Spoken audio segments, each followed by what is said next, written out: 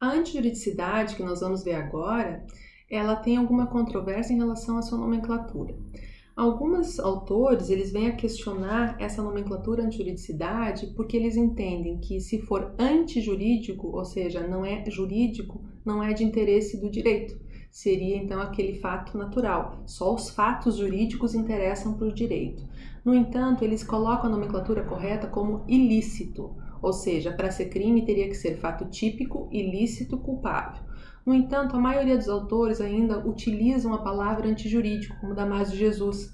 Ele diz que o fato tem que ser típico, antijurídico e culpável. Mas a antijuridicidade e ilicitude, antijurídico ou ilícito, eles acabam tendo essa mesma força em relação ao conceito formal do crime nesse momento. Quem sabe futuramente mude essa nomenclatura de fato para ilícito. Mas o que seria ser antijurídico? Então vamos lá. Jurídico, legal. Antijurídico, ilegal. Certo? O que é jurídico é licitude. O que é antijurídico é ilicitude. Então, já nos atendo, já ficando familiarizado com esses termos, com essas terminologias, o que isso se representa para o conceito formal de crime? Para ser crime tem que ser fato jurídico, ou seja, tem que estar contido na norma, e ele tem que ser antijurídico ou ilícito, ou seja, eles têm que ser contrário à norma. Então, a relação de contrariedade entre o fato típico e o ordenamento jurídico.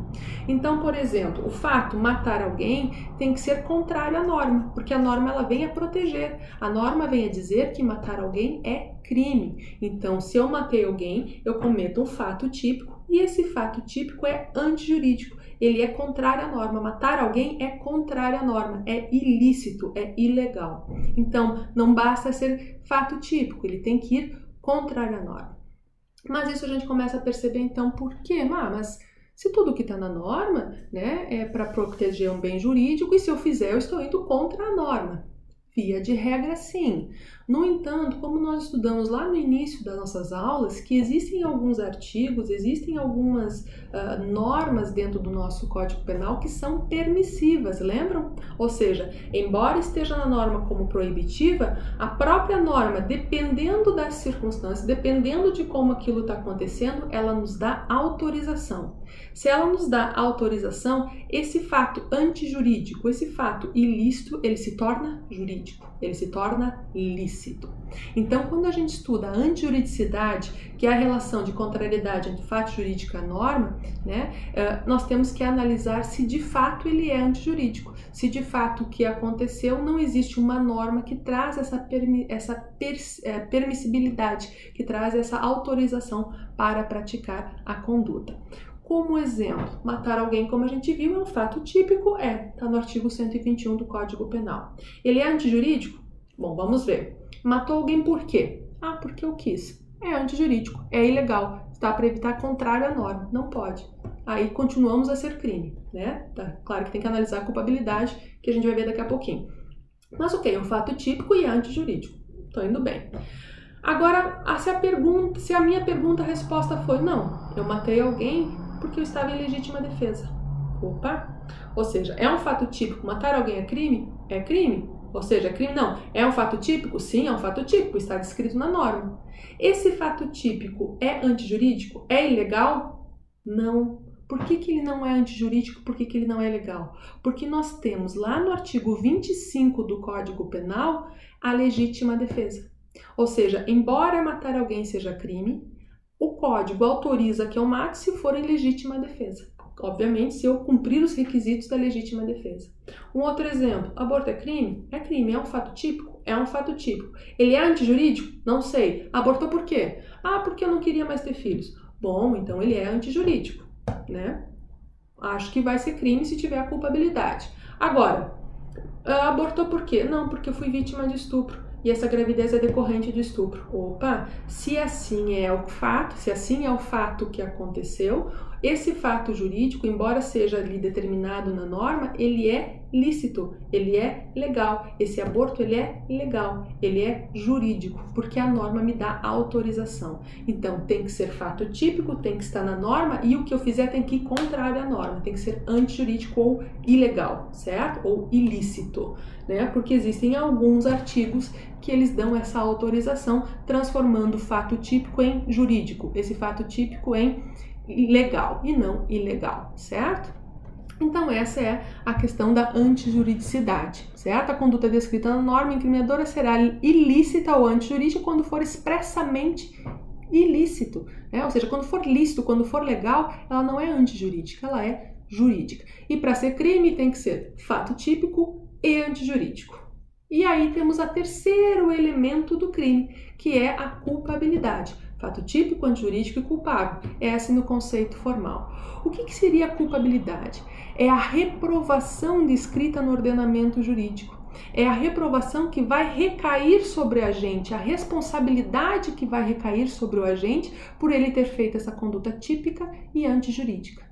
Então, para ser crime, tem que ser fato típico, antijurídico e tem que ter a culpabilidade. Por quê? Porque vamos pensar na situação de um menor de idade, um menor de 18 anos. O menor de 18 anos pratica um fato típico? Sim, ele matou alguém. É um fato típico? É um fato típico, está descrito na norma. É antijurídico? Ele não matou em legítima defesa, então é um fato antijurídico, é um fato ilegal. Ok. Ele tem culpabilidade? Pode recair sobre ele a sanção penal prevista na norma? Não, porque ele é menor de idade. Então ele cometeu crime? Não. Ele cometeu o quê? Um ato infracional. Vai receber uma pena? Não, vai receber uma medida socioeducativa. Então, é considerado crime a conduta dele? Não.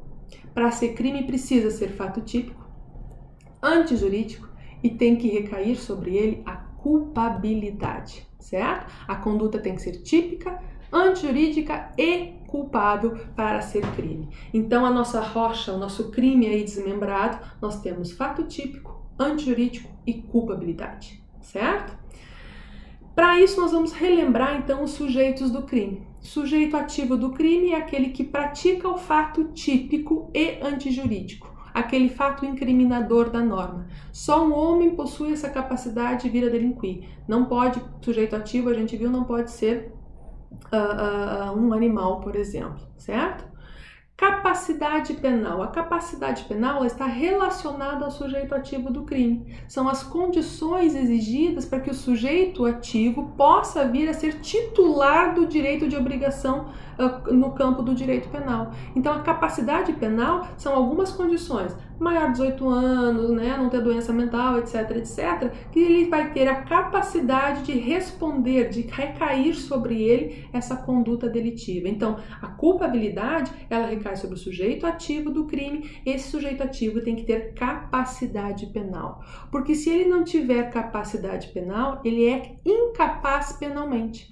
E essa incapacidade penal é quando não há essa qualidade nessa pessoa, uma qualidade humana nessa pessoa viva, em que nele não pode vir ser aplicado as penas, né? A determinada pena de cada um dos delitos, porque ele é incapaz. A incapacidade, então nós vamos encontrar os menores de idade, os doentes mentais que são incapazes, a eles não pode vir a recair esta culpabilidade, certo?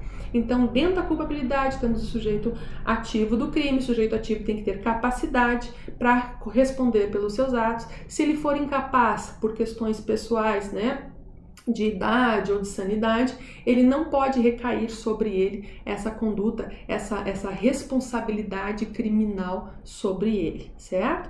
Então, e o sujeito passivo é o titular do interesse cujo a ofensa caiu, onde houve a ofensa a esse bem jurídico tutelado, a esse bem tutelado. Então, o bem jurídico dela tutelado, o bem jurídico dela foi lesionado, foi lesado. Então, ela é o sujeito passivo do crime.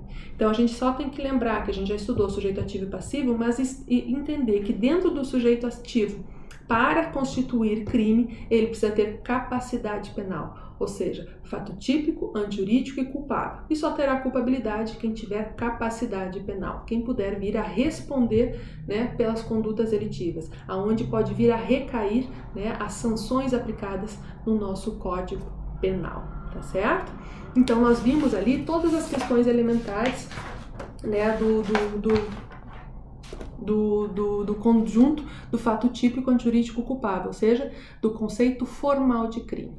Então, vamos lá. Fato típico, antijurídico, culpável. Fato típico, conduta descrita na norma. Antijurídico, aquela conduta que é contrária à norma. Não tenho nenhuma causa que me dê permissão, ou seja, não tenho nenhuma excludente de ilicitude, que exclua a ilicitude, que torne ilícito. Ela continua ilícita, não existe excludente de ilicitude. E ainda eu preciso ter capacidade, eu preciso ter as condições necessárias para responder pelos meus atos. Aí então eu posso dizer que aquela conduta é crime, que aquela conduta feita pelo Joãozinho é crime, tá certo?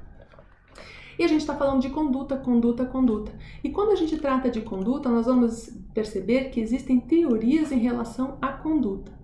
O que é conduta? Conduta é um comportamento humano que pode ser consciente, né? Uma ação ou omissão, ela pode ser omissiva ou comissiva, então é uma conduta humana consciente em ação ou omissão, voltada a uma finalidade específica. Então nós vamos ver que a conduta é esse comportamento humano que pode ser através da ação ou omissão e que vai vir a gerar uma finalidade, certo? Então isso é uma conduta. O primeiro elemento do fato crime é a conduta. A primeira coisa que eu vou analisar num crime é a conduta humana, certo? Seja ela ação ou omissão. Eu vou ver a conduta e essa conduta ela deve ser com intenção ou sem intenção, ou seja, dolosa ou culposa, ou ela pode ser através de uma ação ou omissão.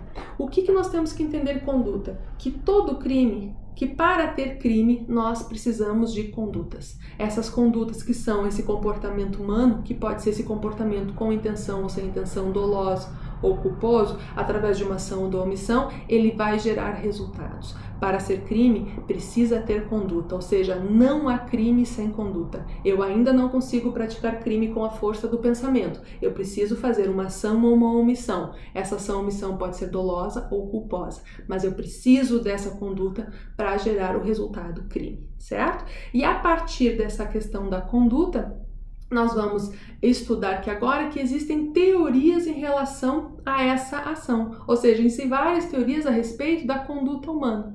Nós vamos ver que essas teorias elas vêm lá de trás, né, depois do período da Inquisição, onde nós temos o período iluminista, que começaram a refletir essa conduta, que vai vir a influenciar diretamente o nosso Código Penal, a forma como a gente estuda a teoria do crime. Nós vamos ver que existe a teoria causalista, nós vamos ver que tem a teoria finalista, a teoria social e a teoria constitucionalista.